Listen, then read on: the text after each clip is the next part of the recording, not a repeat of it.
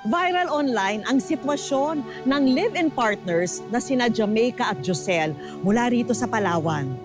Hindi man sila kasal pa, ilang taon na nilang isinasabuhay ang pangakong in sickness and in health till death do us part. Papa, gumaling ka na. Sana gumaling ka na pero wala na po kami mga problema. Miss ka na po namin. Gumaling ka na po sana. Bigat ng mundo, kung pwede lamang aking dadalhin. Dahil ang puso ko'y kahati, mula nang ika'y dumating.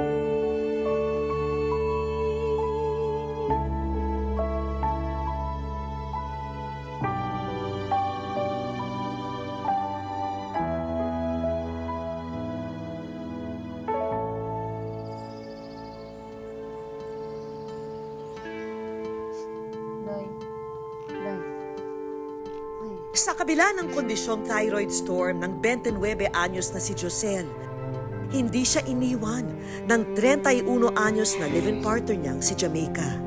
Ito ay kahit pa binura na ng sakit na ito ang mga alaala ni Josel. Masakit, malungkot ako. Kung tatanungin, malungkot po talaga ako. Pinipilit ko lang nilalabanan kasi andito na ako eh. Wala na rin naman akong choice na iwan to. Kasi mahal ko siya.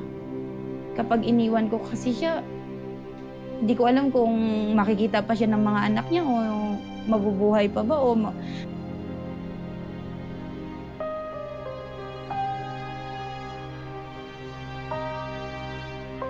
Sa kabila ng halos 24 oras na pag-aalaga ni Jamaica kay Josel, kailangan pa rin niyang isingit ang paghahanap buhay.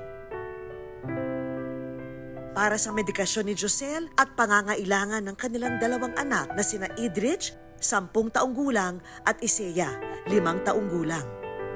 Siya po ang nagatinda, siya po ang nag-aasikaso sa papa. Bago kami lang po yung mga katulong ni mama. hindi ko na nararamdaman yung pagod eh. Kasi nga hindi ko rin naranasan kung paano magpahinga ng tama. Sorry po.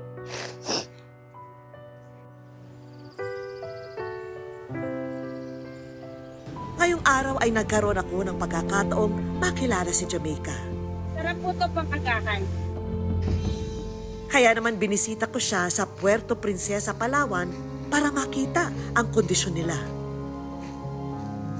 Hi, Jamaica.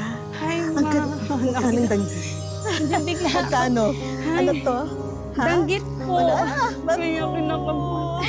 Alam mo, gustong-gusto kita makilala dahil nakakaanong kwento mo, no? Parang, grabe yung lahat ng ginagawa. Alam mo, ang saya ko nakita ko kayo. Sipag. Ha?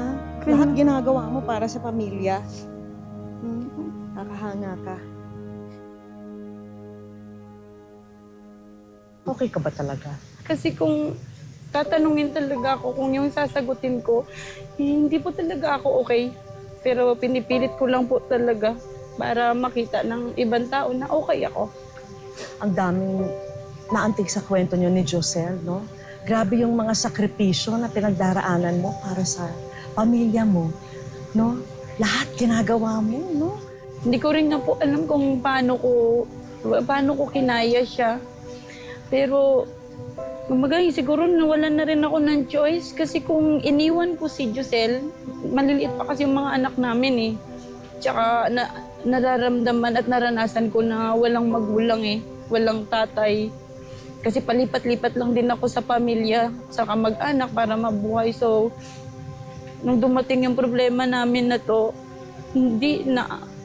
kumbaga, hindi ko pwedeng iwan si Josel eh.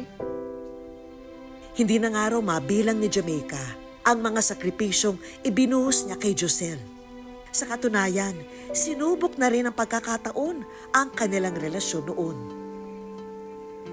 May kasalanan si Josel sa'yo dati. Opo, meron. May epekto ba yun sa'yo? Pag binabalik-balikan mo pa ba yung kasalanan niya sa'yo? Masakit kasi, kumbaga, natukso siya sa ibang babae. Mga anak, mahal nagluto ko kayo ng adobo. Kumain na kayo at papasok na ako sa trabaho. Ay, naku, ano ka ba, mahal? Sabayan mo na kami. Ako nang bahala. Naganda ako ng baong ko. Doon ako kakain sa trabaho. O sige, basta umuwi kang maaga, ha? Malayo yung tour namin at saka marami akong turista ngayon. Ay, naku, mahal. Lagi ka na lang late umuuwi. Ako, mahal, alam mo naman, di ba? Nag-iipon ako para sa kasal natin. Sus! At ayusin ko lang yung gamit ko.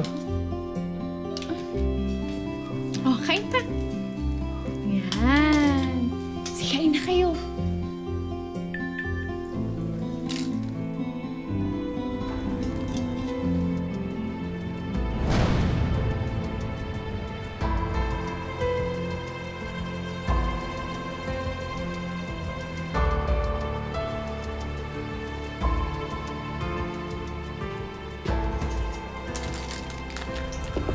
Sige na, anak. Kain pa kayo. Mahal, kailangan ko na umalis.